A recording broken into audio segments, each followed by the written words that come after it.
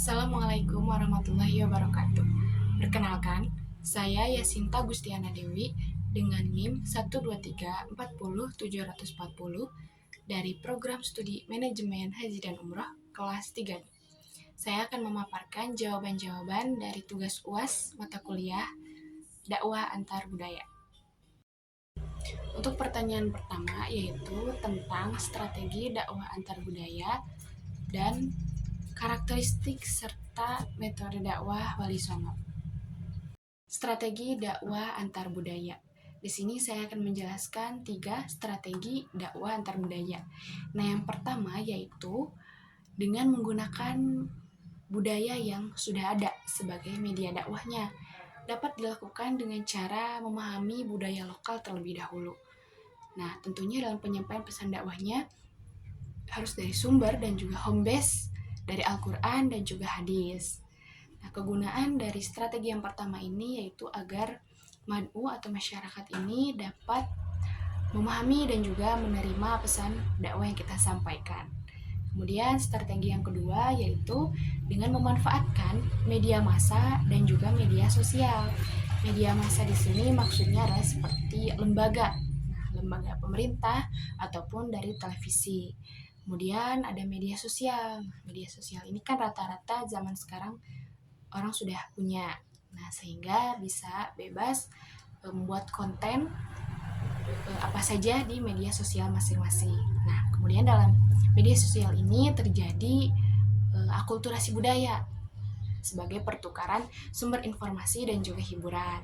Nah, tujuannya yaitu sebagai titik temu dalam keberagaman dan toleransi dalam perbedaan.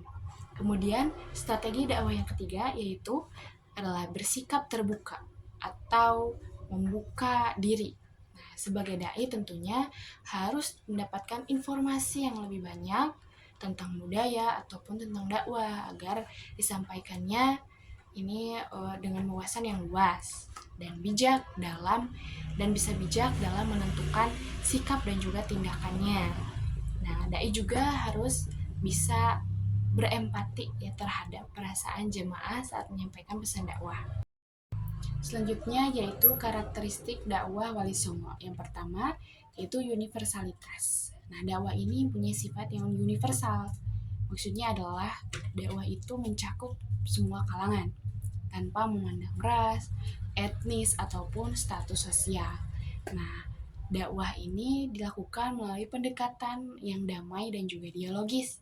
Nah, sehingga bisa mencapai rahmatan lil alamin ataupun rahmat bagi seluruh alam. Yang kedua yaitu komunikatif. Nah, pendekatan ini dilakukan agar memudahkan penyampaian pesan dakwah seperti metode yang dilakukan oleh Wali Songo, yaitu dengan mengintegrasikan seni dan juga budaya. Contohnya seperti penggunaan wayang kulit dan juga gending. Nah, ataupun ada juga tembang-tembang Islam yang syarat dengan simbol keagamaan. Kemudian yang ketiga yaitu fleksibilitas. Nah, maksudnya yaitu beradaptasi dengan kebutuhan zaman dan juga situasi masyarakat. Seperti yang dilakukan oleh Wali Songo, yaitu dengan mengadopsi tradisi lokal. Nah, misalnya selamatan nih. Selamatan ini kan dimasukkan nilai-nilai Islam di dalamnya. Nah, sehingga dengan metode ini tidak menghilangkan kearifan lokal yang sudah berakar di masyarakat. Selanjutnya yaitu metode dakwah Wali Songo. Nah, metode yang pertama yaitu dengan menggunakan pendekatan teologis seperti yang dilakukan oleh Sunan Gresik dan Sunan Ampel. Nah, dulu dilakukan hingga ke lapisan masyarakat bawah karena pada zaman itu masyarakatnya juga sistemnya di kasta-kasta. Kemudian yang kedua yaitu dengan menggunakan pendekatan ilmiah seperti membangun pesantren ataupun pengkaderan dan juga pelatihan. Nah, dengan media seperti melalui permainan anak-anak, misalnya jemblongan, lir-ilir sampai ke daerah-daerah setempat ya. Kemudian yang ketiga ada pendekatan kelembagaan seperti yang dilakukan oleh Sunan Kudus di Kesultanan Demak dan juga Sunan Gunung Jati di Kesultanan Cirebon. Kemudian metode yang keempat yaitu al-hikmah. Nah, dengan al-hikmah ini dakwah disesuaikan dengan kondisi masyarakat. Nah, metode yang kelima yaitu al-mau'izah al-hasanah.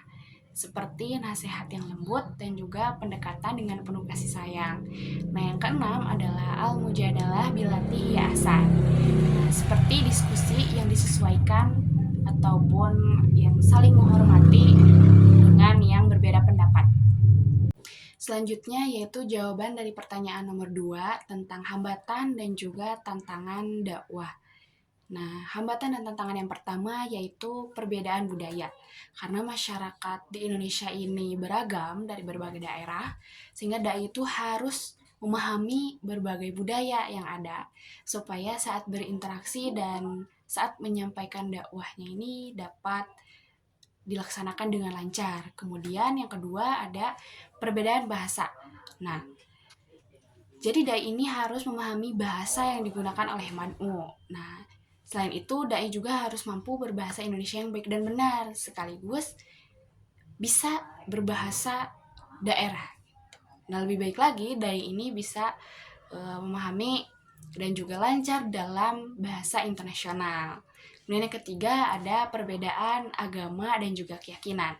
Nah, karena masyarakat di Indonesia ini multikultural, sehingga dai ini harus bijak dalam menghadapi perbedaan agar tidak timbul konflik. Kemudian yang keempat adalah memiliki nilai-nilai yang berbeda. Dai ini harus mempunyai pemahaman dan juga wawasan yang mendalam tentang budaya yang dianut oleh masyarakat. Kemudian yang kelima yaitu peran faktor sosial, politik, dan juga budaya. Nah, faktor sosial itu seperti dari struktur sosial masyarakat, status ekonomi, dan juga tingkat pendidikan masyarakat. Nah, ada juga dari faktor politik. Dai ini harus bisa memahami dinamika politik yang sedang berlangsung. Nah, kemudian peran budaya. Nah, seperti budaya lokal, tradisi, ataupun paham-paham dari adat setempat. Nah, yang keenam yaitu pengaruh teknologi dan media sosial. Nah, teknologi yang berkembang saat ini dapat membuka peluang baru dan juga menjadi tantangan baru dalam menyebarkan pesan agama. Nah, ilmu agama yang dimiliki dai ini harus disampaikan secara komprehensif, jangan parsial. Nah, dari pengaruh teknologi dan juga media sosial ini dapat mengembangkan keterampilan komunikasi serta beradaptasi dalam lingkungan yang multikultural. Lalu untuk pertanyaan nomor 3 yaitu tentang cara menggunakan seni dalam berdakwah.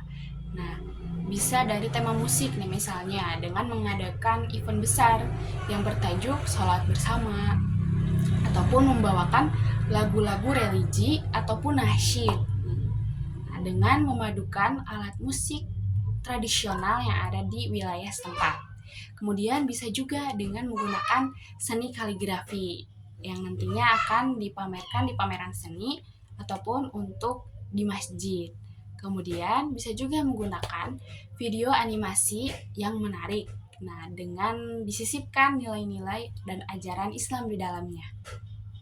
Kemudian pertanyaan nomor 4 yaitu tentang mengapa pemahaman skriptualisme mengarah kepada radikalisme. Nah, pertama-tama, jadi skriptualisme itu adalah suatu paham yang memahami teks suci apa adanya. Jadi tidak mempelajari konteks, tidak memahami konteks ataupun maknanya. Nah, maksud dari teks suci ini yaitu Al-Quran. Jadi mereka yang menganut paham ini melihat kepada teksnya saja tanpa melihat kronologi ayatnya ataupun asbabun nuzulnya. Kemudian mereka yang menganut paham ini merasa benar dengan pendiriannya dan tidak melihat situasi. Sikap dan tindakan itulah yang akan melahirkan cara beragama yang keras, radikal, bahkan membuat teror.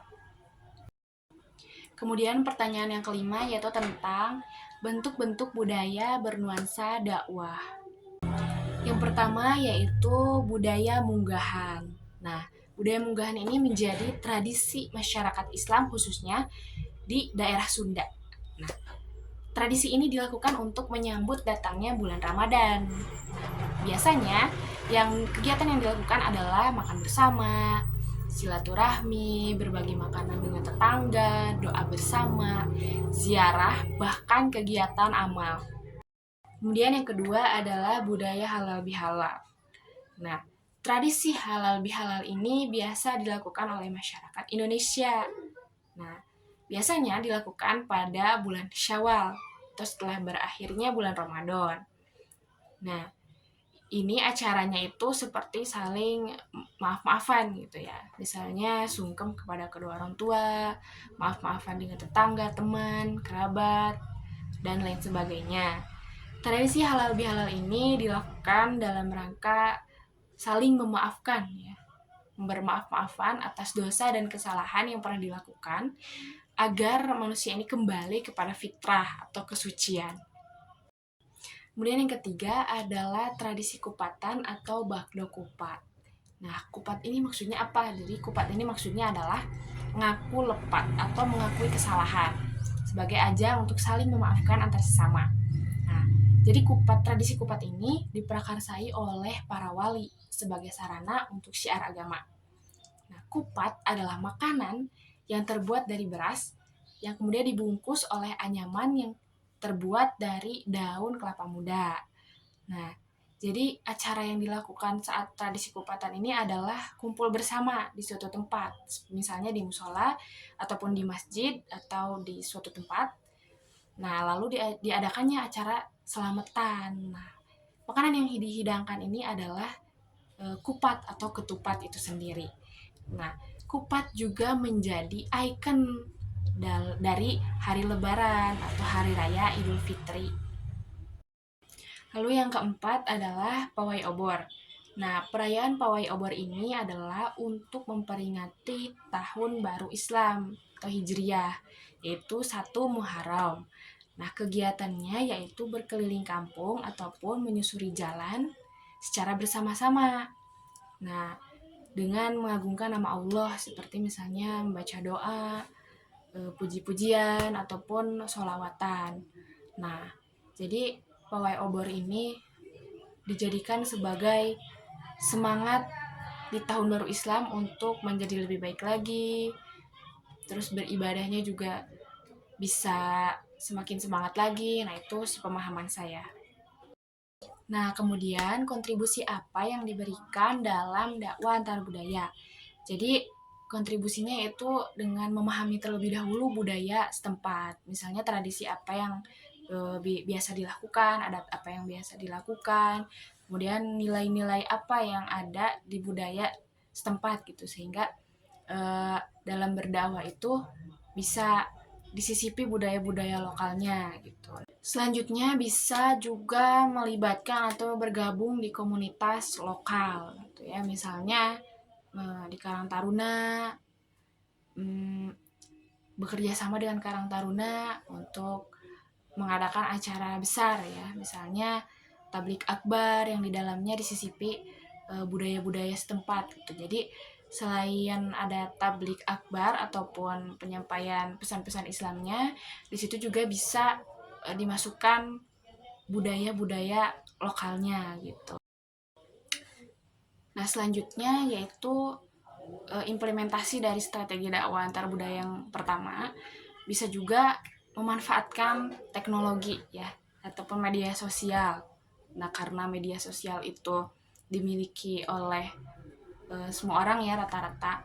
Jadi masing-masing punya media sosial. Nah, bisa dilakukan dengan cara membuat konten-konten video ataupun animasi dan juga template-template lainnya yang di dalamnya bisa disampaikan ajaran-ajaran Islam, memperkenalkan budaya lokal, ataupun digabungkan antara budaya dan juga dakwah gitu, sehingga bisa lebih fleksibel gitu dengan menggunakan teknologi ataupun media sosial. Sekian tugas UAS kali ini. Mohon maaf bila ada beberapa materi yang salah ataupun kurang tepat. Terima kasih. Wassalamualaikum warahmatullahi wabarakatuh.